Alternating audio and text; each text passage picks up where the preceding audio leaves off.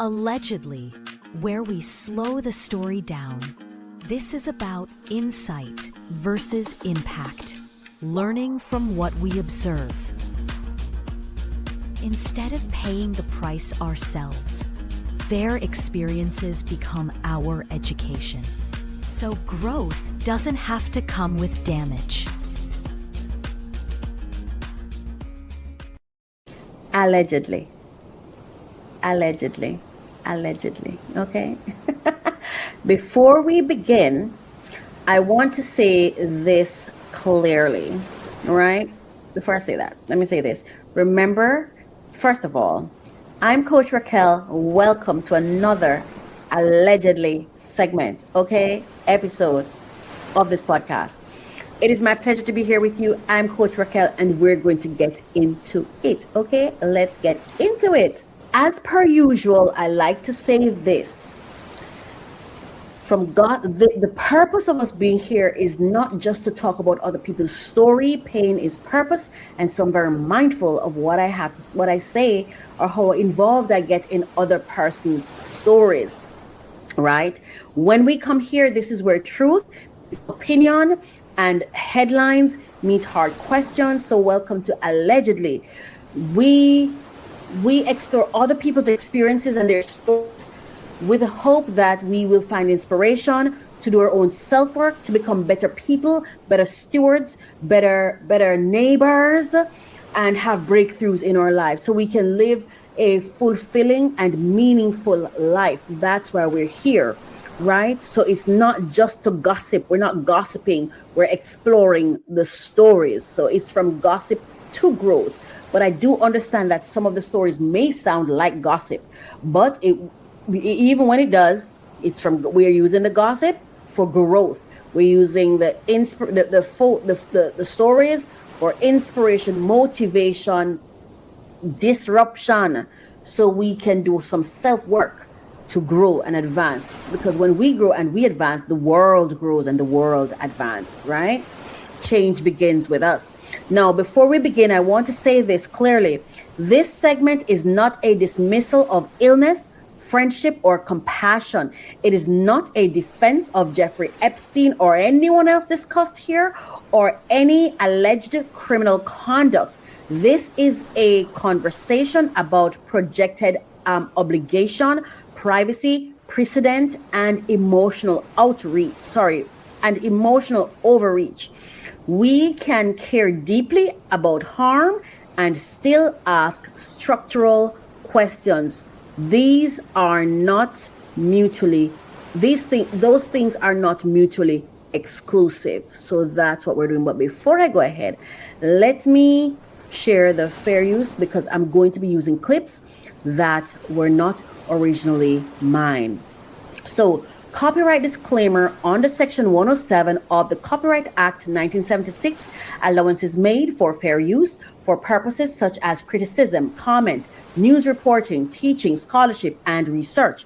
Fair use is a use permitted by copyright statutes that might otherwise be infringing. All right, now we're going to get into the conversation, the heart of the matter. All right.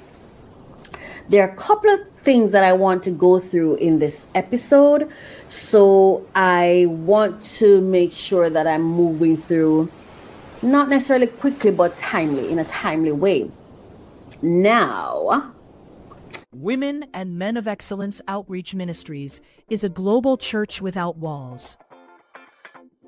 We're serving communities through live services, prayer intervention, and outreach that changes lives. Support our $500 monthly giving drive at WAMOE.org/give. Shop with purpose at faithmerchandise.com, featuring Dr. Faith's Miracle Lemonade. Book Dr. Faith for therapy, speaking, or ministry at drfaithreborn.com. Grow through professional connection and vocational training at theexcelproject.com. Subscribe to our monthly newsletter and follow us on socials at WAMO Ministries. Become a great motivator. Help us empower minds for success in the kingdom of God.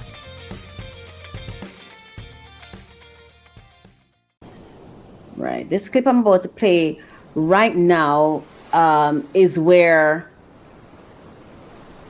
you're going to be hearing about Tyra and Miss J, who worked together for years, I think since she was 16 or something like that.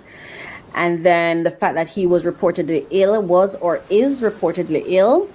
I think he's on the recovery, on the mending. And then the online commentary suggesting that she has shown poor behavior for not showing up, according to what they're going to be saying. So again, like I said, I'm not reacting to his illness. I'm reacting to the entitlement, or how I see it, the entitlement I perceive that's being projected onto her. So let's now go to the clip.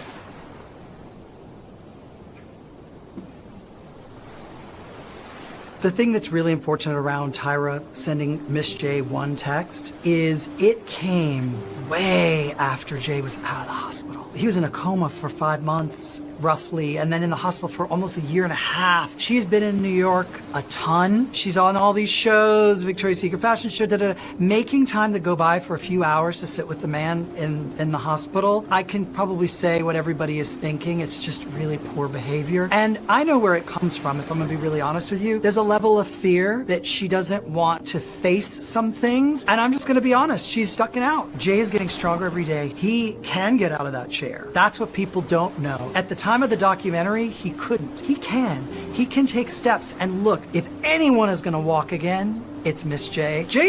Miss J one text is it. To me, this feels so heavy, so heavy, so heavy. All right, so I'm going to start this by saying it this way. And like I said, I'm not addressing the sickness. I'm just, I don't know, this sounds so overwhelming for me. Like, I think sometimes we become so entitled that we lose complete focus or awareness that people are living their own lives. And I'm guilty of it too, you know?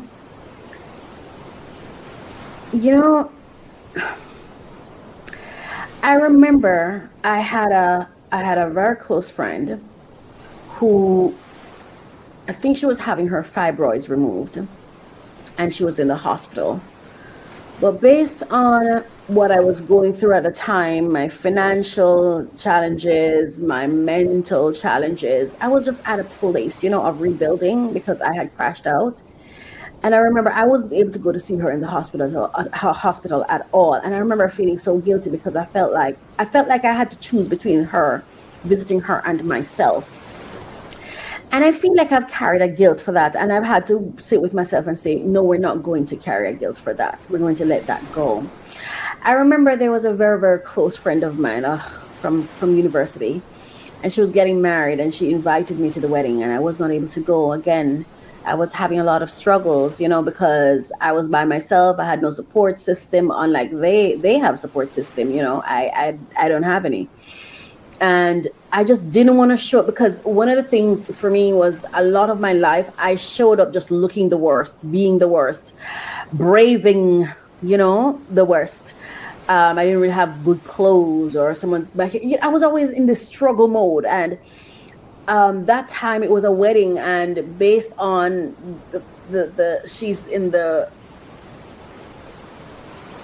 from the upper society, so to speak,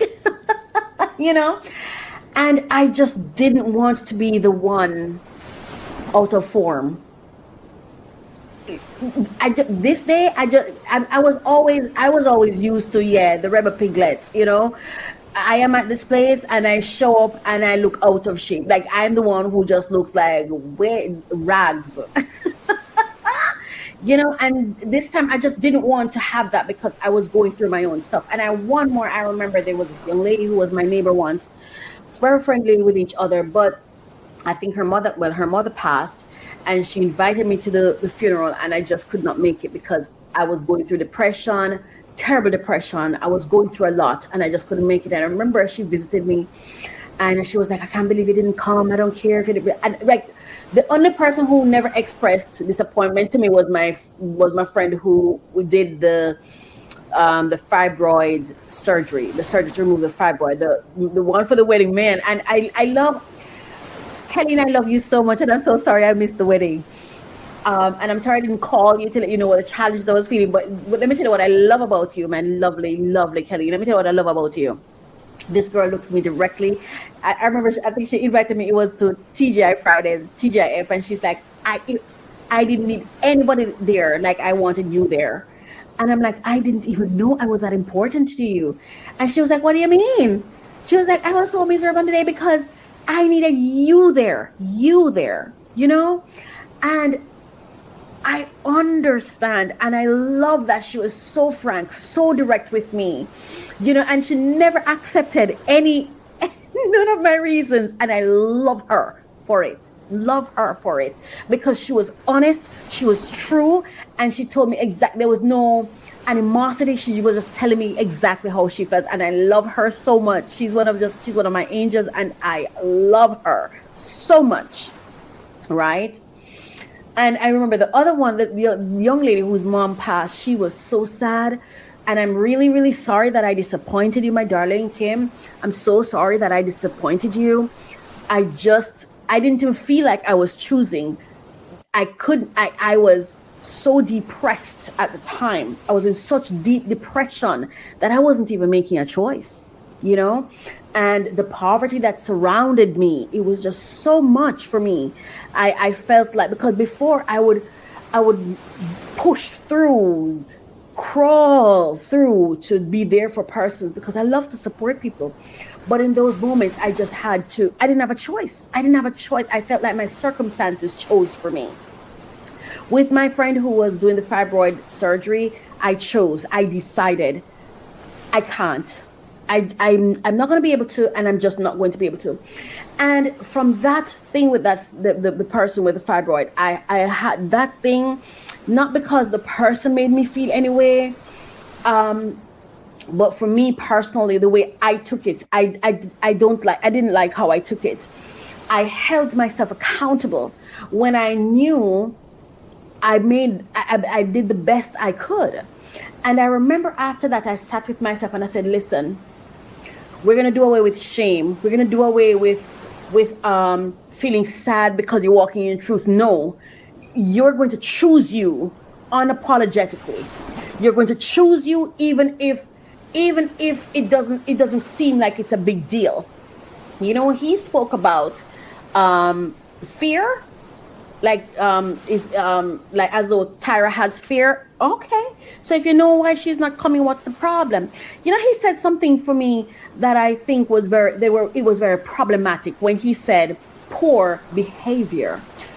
And the reason I think it's important to have these discussions is young people are listening and sending the message that you have certain obligations, where you choose others over yourself, where you have to show up because, first of all, where is the contract? Where is the contractual agreement that Tyra has with this young man? I'm not talking about his sickness. I'm talking about projected obligations. Yes, they work together, but work is a contract. He was compensated. Yes, they had proximity. Yes, they had a history. He's been working with her since she started her career as a model, since she was a teenager, I think 16 or 17, and he's worked with her. He was compensated, and his affiliation with her bore fruits that he benefited from and he enjoyed. But professional relationships are not, does not lead to personal obligation. Please, let's remember, employees get paid, affiliates benefit mutually, and access is part of the job. Professional proximity is not a lifetime emotional contract. Let's remove the professional, since we want to say, okay, maybe they were friends. First of all, if our relationship was a business relationship, And through that business relationship, we were social, we were friendly, we were all of that. It is still a business relationship. And even in the case of a social relationship, that is still not a contract. It's a choice. You can value someone, you can appreciate someone, but appreciation is not obligation. And I just don't like the way it's being put on her. It's one thing to say, man, I really hope she had gone. Not hope, but I wish she had gone there. And I hope she contacted him. It would have been really nice. But that's not what he's saying. He is holding her feet to the fire. It comes very close to bullying to me. To me. And you're gonna talk about, oh, she's going around here, that's her business. That's her business. She chooses her priorities. You don't know why she chose that. And again, if you mention there might be fear, then you should understand. Let me play it. I think that's what she... By for a few hours to sit with the man. Hold on. To go by for a few hours to sit with the man. Illness does not create ownership. Let's slow down here. Illness deserves compassion. That she even texted was a big step. At least she texted. She didn't have to text either. Maybe she's busy. Maybe she's depressed. Maybe she just don't feel like it. And maybe she's struggling based on what you said. Illness deserves dignity. Illness deserves privacy. Who determines who must show up? Who determines that? What obligates her legally or morally? Are we weaponizing someone's sickness here? Are we? Compassion cannot be coerced. It comes across to me like emotional bullying, like they're lashing her, whipping her. Care that is demanded is not care, it is control. It's control. And you know what I also want to say? What is happening between the young man, the man and Tyra is their business. How did you become the spokesperson for that? That's their relationship. Why are you inserting yourself? That's their relationship. I understand you're looking on and you're thinking, but we worked together, all of these things. And people like to say, oh, but I did this. You were compensated. You were compensated. That was the trade. You got to be affiliated with her for the time that you were. There were benefits.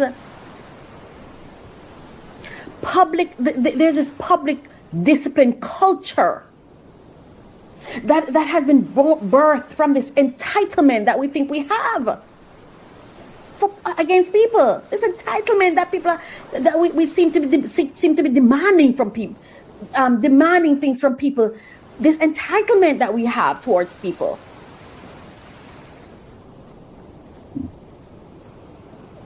Sorry. What does poor behavior mean? I think the spaces where poor behavior should be used is between parent and children, in the school, on the school grounds. I don't even think poor behavior belongs in the workplace. These are adults, independent people. I don't think poor behavior belongs in the boardroom, in the workplace. Poor behavior. What does that mean?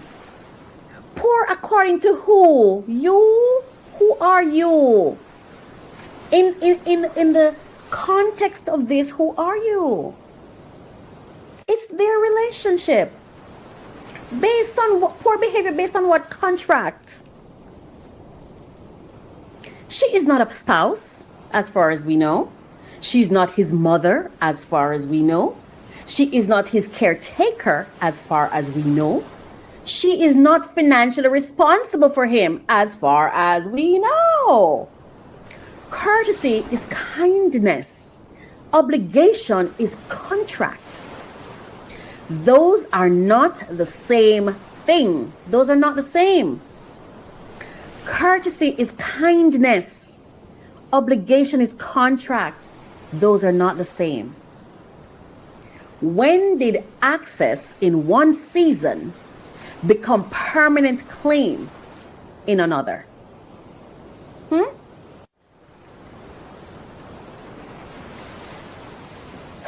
We demand emotional labor from public figures, from people in general. We project our values onto their private lives.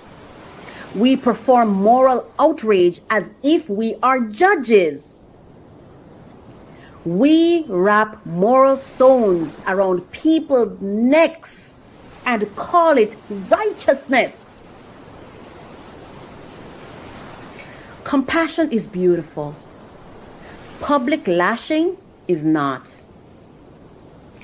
If someone works with you in one season, does that give you lifelong access to their time, emotions, affections, finances? Or are we advocating care? Are we advocating care, or are we enforcing control? We've got to really think about what we're doing. I have another clip I want to play, because I was watching the documentary and this one young lady was sitting there talking, and she was expressing how she had a gap in her teeth and she didn't want to remove the gap, and she told them.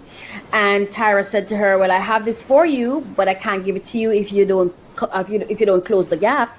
If the gap remains, you have to go home. She even spoke with her mom, she says, reportedly on the program. And then she chose to go and close the gap. Now she's coming back to talk about how you toyed with my life consciously. Girl, you toyed with your life. You had a choice to make and you chose. Now I have this clip I want to show you. This is how you choose when you don't want to do something. Listen to this, because this is another contestant that chose as well. Don't know. At the time of the documentary, he couldn't. He can. He all the way back. Sir, Let me tell I think you should just go show up. You show up. You sound passionate about this person, that's somebody you care about. You show up. You show up. That should be sufficient. You show up. You show up, my darling. You show up. Again, it's manage Miss your own J. showing Jay's up. coming Let back. Tyra all the way manage back. Let hers. me You tell manage your own show up. I don't know. I just don't think this is like right for me. I don't want to do it. I want to go home. Don't you think any job interview? Boom. Boom. Listen, let me see if I can play this right twice. for me. I don't want to do it. You just listen All to the way this. back. Let No, me tell you. this is it. I don't know. I just don't think this is like right for me. I don't want to do it. I want to go home. Don't you think any Simple. job interview? Simple. This, but I've had people throw millions of dollars in my face to do something I didn't want to do, and I just Evidence there. oh, they're in the room. Yeah, I don't want to. See? This clip comes across to me very distasteful. I don't know if they were acting or this was real. Why wouldn't you want persons to know the power of saying no and walk away? See, they don't want to have that conversation. And they don't have to have that conversation because nobody has to want to empower you. They want you to come so you can serve, so they can get you working for them. Fine. The world can advocate for what's important to the world. But you need to know that when the world makes its decision, that's the world's decision. You are still obligated to participate and make your own decision. Hear what she said? She's had millions thrown at her to do things she doesn't want to do.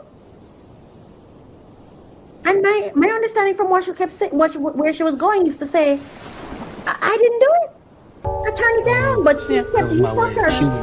It's open dialogue. Yeah, you want me to keep talking about it? Now, why don't we want young people to know that, hey, you can say no to millions. You can say no to top model position. You can say no.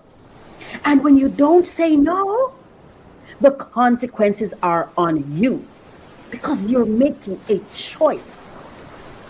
You're making a we can choice. talk about anything, but But don't do it. yeah, I just Catch that. no, of course. Wow.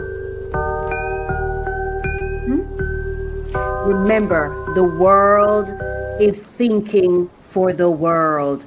The world is not thinking for you. The world is not advocating for you. The world is the world. You have to represent yourself. You have to make sure your own interest is represented. You have to make sure that you do your own due diligence. You have to advocate for yourself. Nobody is obligated to advocate for you. That's your job. Tyra, even on the top model thing, it's not Tyra's place to hold your hand. It's not her place to hold your hand. Let me go back to what I said. Kindness. Courtesy is kindness, not obligation. Courtesy is kindness, not obligation. Courtesy is kindness. Obligation is contract. They're not the same. Those two are not the same. So be careful how you're showing up with expectations from other people who have no obligations to you, no contract to be obligated to you. I'm obligated in a generic way to the man who I agreed to marry. In a lifespan way, in an overall way, I completely and thoroughly, without question, I'm obligated to that person because there's a contract, there's an agreement. And also to someone I give birth to. But outside of that, all my agreements are based on the agreements that we make in that regard. And to expect more from someone, more than they are able to give. You see, sometimes I sit back and I realize, like, even in our daily lives and even in my business persons, I will say, here's a system to address that, but you're calling me to address it. Now, what are you trying to do? You're choosing you can't be bothered to go over there. So what? You're going to force me to become subjected to you, to serve you, without any care about how this impacts me. About the fact that when you called me rather than go to the system, you are now imposing on my time. How do you know I'm not busy? Do you understand the sacrifices I make when I stop to give you time? Because that's the flip side too, you know, where you do have some persons who sometimes you go the extra mile for, and they don't even realize the value of that extra mile, to the point where because you give them extra mile 1 month, they want it for the next 11 months of the year. I can change any time. I can use my time how I want to. I can sit and have absolutely nothing doing, but I still cannot take your call because I'm busy doing nothing with myself. And that's not something for me to be hated for. It's something you should respect, because you should do that yourself. We're out here making demands of people. Can people make those demands of you? And you be okay with it? No. You would not be okay with it. So we really need to stop. You know, now we're going to go on to the shock, privacy, and precedent of it all. We're now going to go on to the whole Epstein and our children. Because to me, honestly, this whole Epstein thing, saga, I think I hear Epstein's name too much. We make him too important. What I want to hear is the children, who I want to remember are the real victims. And listen, who is a victim? Who truly is a victim? We go back to choices. Anyway. I feel like I've heard Epstein's name one too many times, and I still don't know the victims. Where the kids that were involved here, the unknown, unnamed. Is this really about Epstein? Or is there something more sinister going on? Let's hear the clips. You got over 70,000 men in the group chat talking about what they did to their wives, children, community members, and it's some of the most vile things you can ever think about. What does that have to do with Epstein? Let's keep going. I cannot wrap my mind around the fact 70,000 men 70,000 are active daily reportedly. users I wasn't of there. a community that targets women and children in My God. assaults. I'm done. I'm done with us protecting people who would buy and abuse our children. I'm done. I don't want to send more black and brown men to prison. I don't want more people in prison, but I don't want people buying girls. I don't want people buying little girls anymore. And I'm tired of saying it's okay and that we have to protect the men who do it. Mr. Chopra, sir, how are you? Sir, I've got to ask you, listen, sir, you built your entire career. You built your entire career on spirituality. What do you have to say about your actions with Epstein? Any regrets? You have any regrets? I said, you have any regrets about your relationship with Epstein? What's that? You want me to decide? No, I'm asking you, sir. First, yeah.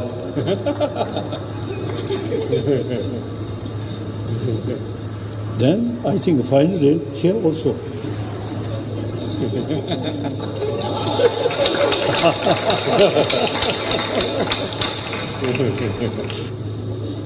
And suck my tongue.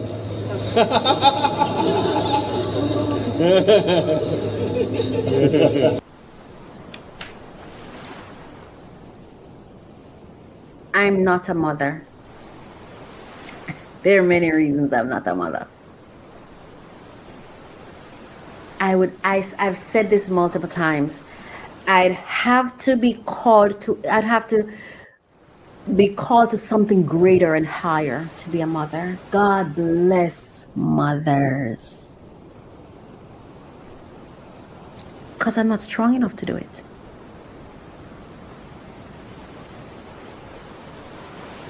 But let's keep going. Because you see, we keep getting stuck on Epstein. Let's keep going. Thank you. Thank you. Who had the most contact with Jeffrey Epstein during his final decade? At The Economist, we have analyzed 1.4 million of Jeffrey Epstein's emails. We found the 500 figures who appear most often and analyzed their relationships with the sex offender, building a picture of the people in consistent contact with Epstein after he pled guilty to soliciting sex from a minor. This is a list of some of the most well-known figures that appear in Epstein's emails. David Stern, an aide to Andrew Mountbatten Windsor, Larry Summers, the former U.S. Treasury Secretary, and Ghislaine Maxwell, Epstein's associate who's been convicted of sex trafficking minors, were all in consistent contact with Epstein. Our data shows that some people were emailing with Epstein hundreds of times a month, like the physicist Lawrence Krauss and the banker Ariane de Rothschild. To understand just how much Epstein's network reached into almost every area of society, we've also divided the top 500 people by their industry. If you exclude Epstein's emails with his staff and business partners, 19% of messages with his top correspondents were with financiers, like Jess Staley, the former CEO of Barclays. 17% were in academia, like the immunologist Boris Nikolic. There were politicians like Peter Mandelson, Britain's former ambassador to the US, and Ehud Barak, Israel's former prime minister. And people from media and entertainment, including the publicist Peggy Siegel, the journalist Michael Wolff, and the filmmaker Woody Allen. The list also contains at least 18 current or former billionaires, including Peter Thiel and Elon Musk. All of them were in touch with Epstein after his plea admitting to sex offenses in 2008. Most of Epstein's correspondents say they didn't know about the scale of his crimes. In such a vast data dump, the quantity of emails alone doesn't give you the full picture of the nature of their relationships. So we mapped the number of emails sent and received. Ariane de Rothschild sent many more emails to Epstein than she received. Lawrence Krauss and Epstein sent similar numbers of emails to each other. Some people received far more emails than they sent, like Bill Gates, who was bombarded by messages between 2014 and 2016 and replied to relatively few. He was, however, happy to meet Epstein in person on a number of occasions. This analysis gives you an insight into Epstein's relationships and network after his plea deal, but many emails also detail the ongoing abuse of women and girls. We also used a large language model to score every message on how disturbing it is. And buried among 1 million mundane missives are over 1,000 that are LLM flagged as highly worrisome. Watch our next video for more analysis of Epstein's network.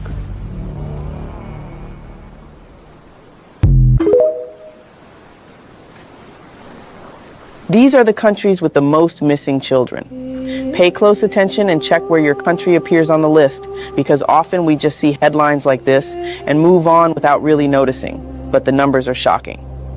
Italy has 21,951 missing children each year. South Korea reports 25,690 missing children annually. Brazil has around 40,000 missing children each year. France records about 40,989 missing children annually. Russia reports approximately 45,000 missing children every year. Canada follows closely with 45,288 missing children annually. India has about 96,000 missing children each year. Germany sees roughly 100,000 missing children annually. The United States tops the list with about 460,000 missing children annually, which means nearly 2,300 children go missing every single day. So what are the causes of these missing children? Are they being used for something else? Or are they being kidnapped and kept somewhere? Or what exactly is causing this?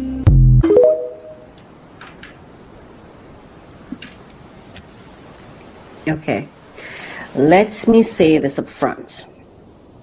This is not a defense of Jeffrey Epstein. Allegations of abuse, trafficking, exploitation, those are serious, devastating claims. All right? Okay. Whew. Whew. Whew.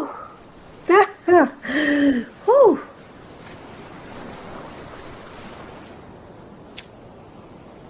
I feel like we literally sat and watched this person they call the Dalai Lama, whatever you want to call him. And I'm not trying to disrespect anybody's religion or anything.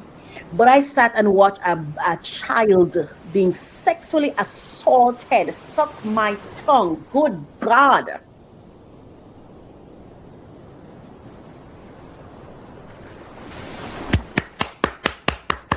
And the crowd cheers.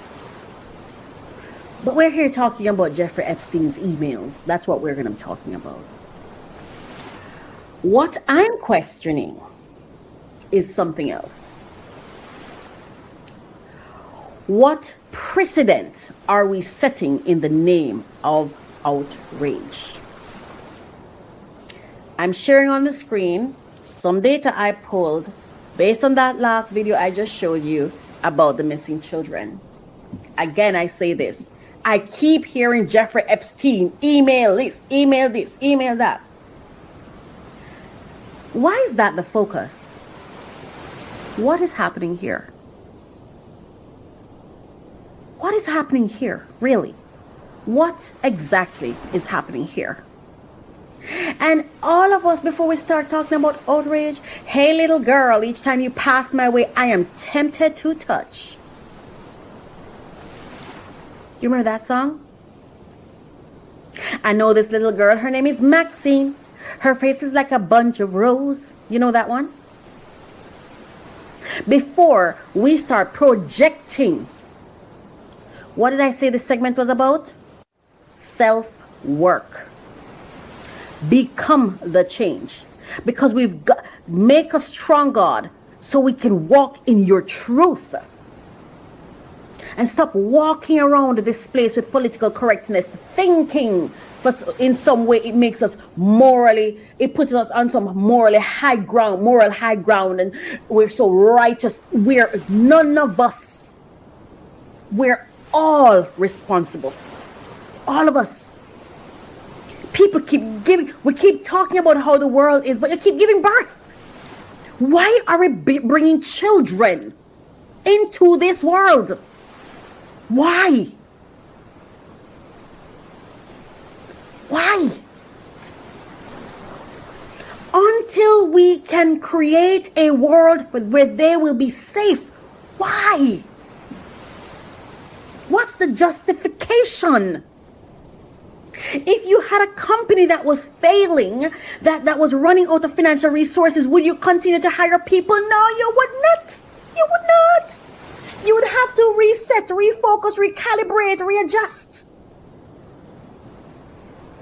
Before you do, but sex, I guess sex is good. I wouldn't even know. I haven't had enough to know. Still waiting on my orgasm. I'm just saying. We're all complicit. We're all complicit. I am a coward.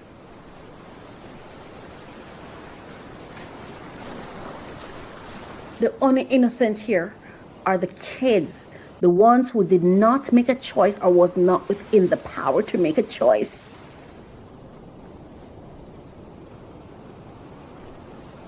We have to get to a place where we are willing to take the risk to die rather than choose to stay a slave, to stay in abuse.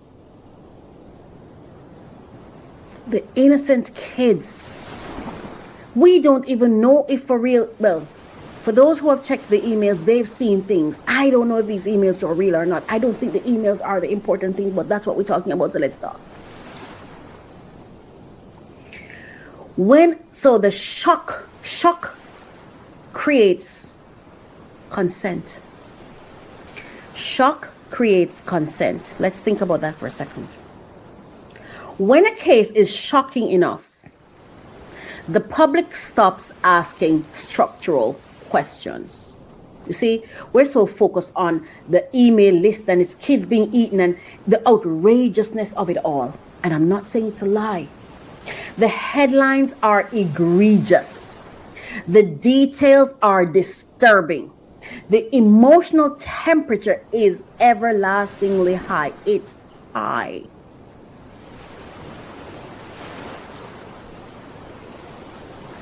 But when something is this inflammatory, what slips through quietly. But when something is this inflammatory, what slips through quietly? What legal processes are expanded? What privacy lines are crossed? Because shock lowers scrutiny. Just bear with me here. All I'm asking you to do is think outside the box. Just ask yourself some questions. If we're really caring about kids, why are we talking about email lists? Why aren't we talking about the amount of arrests that were made and the amount of kids that were rescued and the amount of systems that's being put in place to protect? Why isn't that the conversation? We're talking about millions of emails. So here's the email questions that I have. How are millions of emails accessed? How? Under what warrant? Under what warrant? What legal standard? Under what legal standard? What protections exist? Where is the boundary between criminal investigation and digital overreach? I'm not arguing that evidence shouldn't be collected. I'm asking what protects the rest of us. If the state can access everything for someone we all despise, what safeguards ensure they can't overreach for someone less hated? Precedent and power. Bad actors often become justification for expanded authority. Here are some examples. The Patriot Act expansion after 9/11. Surveillance increases after crisis events. Data retention laws expanding quietly. Are we paying attention to the legal architecture or only the spectacle? I'm just asking. Precedent doesn't disappear when the villain does. See, I'm still asking. If this is about protecting kids, if this is about the crime, why are we talking about, why is the email list the top priority? Why is that the conversation? Why isn't the new laws in place for kids the major conversation? Why isn't the focus groups that they're now hosting? Why aren't the arrests of these perpetrators what we're discussing? Why aren't the victims being discovered and recovered and protected the focus of the conversation? Because you see, this is not by accident. None of this is accidental. It's all calculated, in my opinion. All strategic and calculated, carefully crafted, in my opinion. The slippery emotional trap. This may be a nuance, but an important one. When someone is universally condemned, we suspend concern for their rights, don't we? But rights aren't for the righteous. And that's where I think a lot of us get in problems in this world. Because whatever you give to somebody else, no matter who they are or what they've done, the Bible did not say to love your good neighbors as you love yourself. The Bible said love your neighbors as you love yourself. You see, I interpret that verse as a protection verse. It's not about love to me. I hear God saying security, protection, justice, the well-being of your family. For these reasons, you've got to love your neighbor like you love yourself. You have to see them through love's eyes. Even to be strategic with them, you have to see them through love's eyes. To protect your family, you have to see them through love's eyes. You see, some people romanticize the Bible. I don't. I pay attention to it. I listen. I pay attention. Yeah. When someone is universally condemned, we suspend concern for their rights. But rights aren't for the righteous. They exist to limit power. They exist to limit power. Because who's really the puppet master? Epstein? What if the same persons throwing Epstein to the wolves are the same people who created an Epstein? And they're the same people with the power in the system. Now, what if the same people who manufactured Epstein, ran Epstein, is the same person who threw him to the wolves and are the same people in the power? Don't we want to ensure that we at the very least limit their power or are in awareness of how they're moving? I mean, I don't know anything. I'm just looking at it all and I'm just like, It's not by accident that this email list is what everybody's talking about. Another distraction. And it is so reflective of what happened with Sean Combs. And it's just these distraction after distraction. It's like this, it's almost like this rage baiting on this global scale. It's how it feels to me. I could be wrong. Civil liberties are tested on the people we dislike most. That's my opinion. It is my opinion that civil liberties are tested on the people we dislike most. It is almost a guaranteed win. This is not sympathy. This is systems thinking. We've got to pay attention to what's happening. While we're busy over here in rage, what are they busy over here cooking up that we later will have to live with? Our kids will have to live with.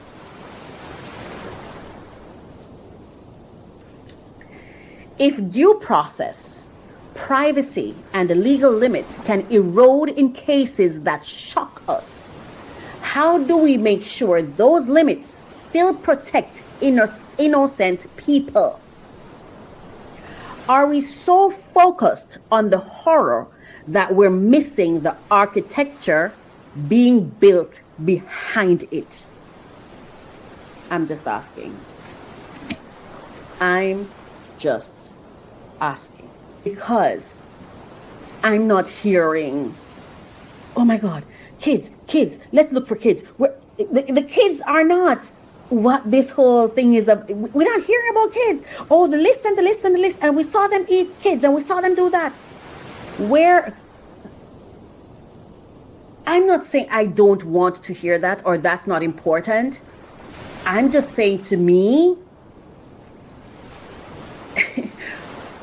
there was a time that when I heard of a crime, it was someone got arrested, the police did this, they've been arrested, a court date is set, the media comes out.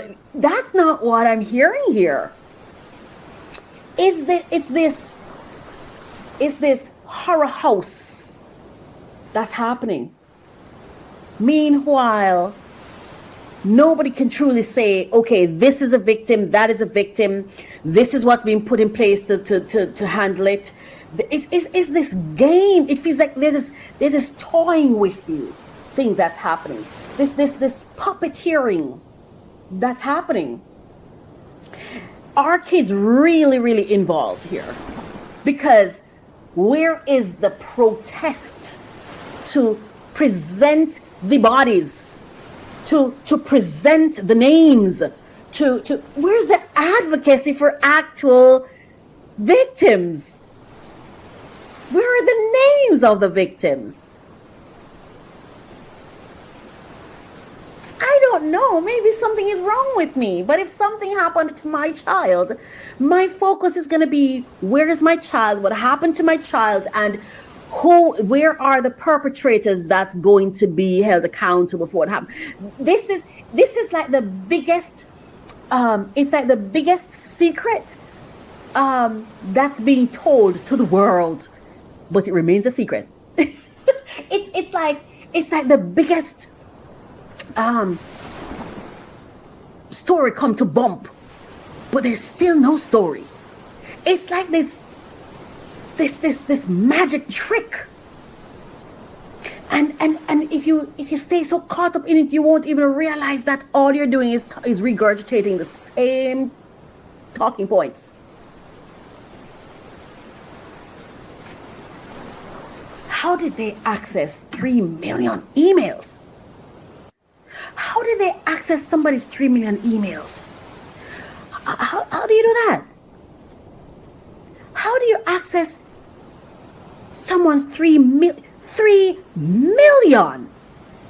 Who counted it? Who was counting? You know, one of the things I've sat and asked myself, how long have ChatGPT existed? I mean, we only just got it. We're just hearing about AI now, but how long have those things been in existence? And who's had it and been using it all along? And then decided, oh, let's share it with them now. And what else do they have going on that we don't know yet? We don't know yet. See? I have one more thing to show you, and then I'm going to close this segment.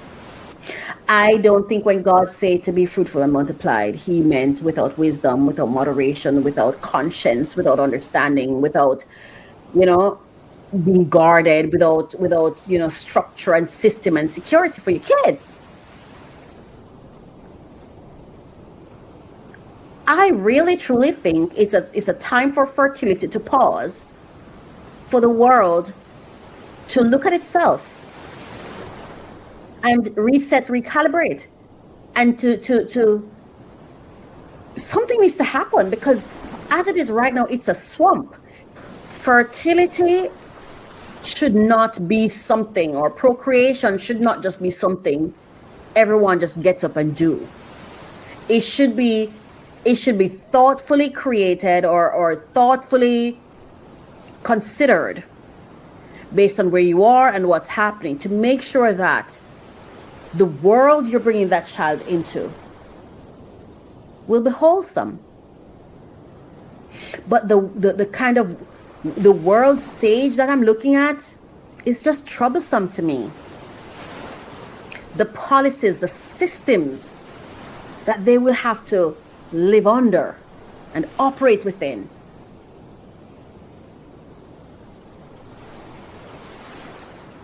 That man told that kid to suck his tongue. A kid, not his wife, a kid. And the audience cheered. And we're shocked about Epstein?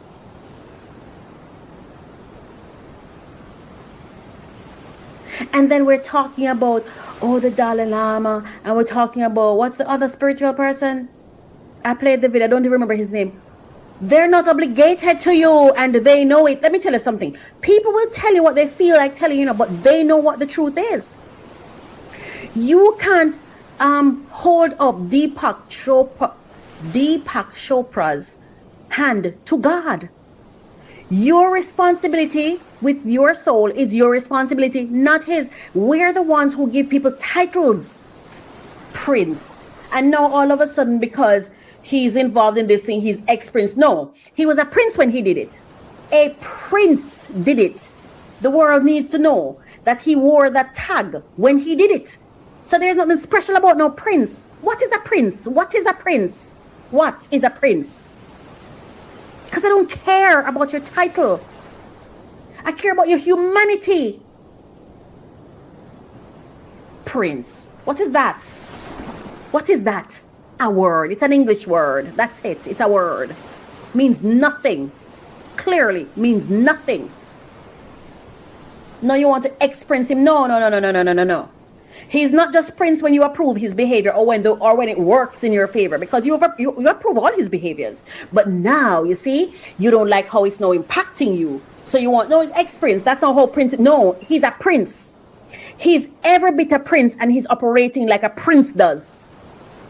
So don't come remove but ex-prince. No. He's the Prince Andrew. Prince Andrew, with all he's been accused of. Prince Andrew. He's a prince and he's still a prince. Young people, look at what prince look like and what princes do. And so the next time someone tried to make you feel like you're not good enough, just remember what princes do. And I'm not saying all princes do this, but I don't know that they don't. I do not know that they don't. Okay? And I don't hear anybody coming out here and say, well, he was a prince. That's what some princes do. You see, they like to clean it up and leave you feeling badly about yourself. You're not skinny enough. You're not beautiful enough. You're not this enough. You're not that enough. Next thing you know, you have people running trains on you while this wealthy man watches, and that's the life you choose, while all the while saying you're the most beautiful. You are the high value woman. I'm the high value woman. I am high value. Because the reason I'm high value is because if any woman has high value, then we all have high value. All of us. Because there's not one of us that's innocent. We are all flawed human beings. But these titles, haven't we seen by now that the titles don't bring anything extra to them? The only thing their titles give them is access to what we have. That's it. Access to our resources, our mindset, our strength, our energies. all their titles do is hinder us. All their titles do is make us seem less. When the truth of the matter is, we are all the same, at the same level. We're all mere human beings. And thank God for those who truly try to serve God for real, who try to love their neighbors as they love themselves, who try to really truly show up, because listen, we're all human beings. Don't let anybody's title fool you. You know, there's this clip with a lady with some babies on her back, and I'm gonna leave it here because I just cannot. I found this video just as painful as I find the contents of whatever they say is in these Epstein emails, because abuse to me is just abuse, and this looks like abuse to me. Are they being used for something else, or are they being kidnapped and kept somewhere, or what exactly is causing this?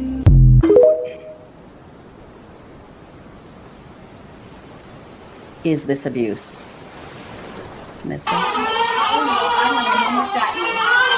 Hang on, sweetheart. Here we go. Let's sit for you. There it is.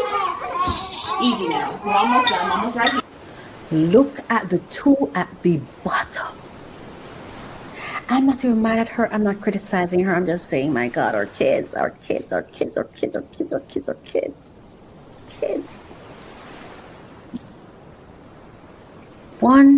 One, two, three, four, five. The two at the bottom. I can't even. I'm trying to figure out if the two at the bottom is like a Siamese twin. Is that what they call them when they're together?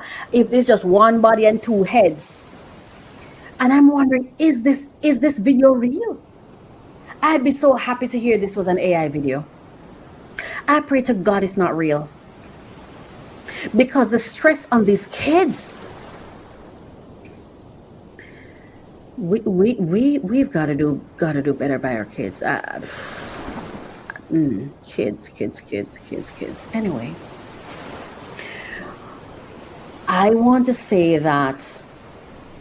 Where is it? I want it to be clear that I'm not trying to frighten anyone. I'm not trying to. I just want to say this as I close this segment. This allegedly. Segment episode explores public expectation, or it explored public expectation, projected obligation, and questions about privacy precedent, right? It is not a dismissal of illness or a defense of any alleged criminal conduct. The goal is thoughtful cultural analysis, not personal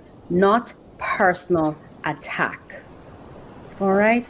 Because culture is not accidental. Systems are not accidental. The way of life is structured, it's not accidental. And I think we should be asking questions. And I commend everyone who I mention in this program. I want to thank you for your experience, your mistakes, your errors, your whatever. That I know because of it, I'm becoming more and more mindful about my own activities, my own thoughts, my own actions, who I become, who I am being, how I'm showing up. So for that, I thank you. Yeah, because I don't just want to talk about what happened and then never stop to learn anything, because change begins with me. Change begins with me. And I want to cultivate a kind of environment around myself that when people encounter me, when they leave, they feel as though there should be some sense of God is a good God. God is real. God is still here. God is with us. We're not alone. Right? That's my hope, that their experience with me would have them feeling that way when they leave, or at least having those thoughts when they leave. It shouldn't be, oh my God, I'm so broken because I interacted with Raquel. I'm so stressed out. I just feel so sick. I just feel oh my God, I got shock and awe. I don't want that. So all of these stories I go through to inspire my own self-work, because I need that mindfulness. The things that I may not be thinking about, that may not cross my way. These things help me to think about that, so I can do my self-work to become a better person. or to become my best self. Thank you so much for watching. Thank you for being here. Thank you for supporting. Please like, share, comment, and leave a comment. If you didn't like something, let me know. If you liked something, let me know. However you felt about it, please share, let me know. Thank you so much, and I wish you nothing but the best. So thank you so much. Thank you. This has been Allegedly. I love to open new packages. I want to give you the latest information on top funding opportunities for entrepreneurs who are seeking funding. Come along with me and Hope for Health, and it is this a passion project for me, so I am so happy to bring this to you. Thank you so much for listening. Thank you for watching.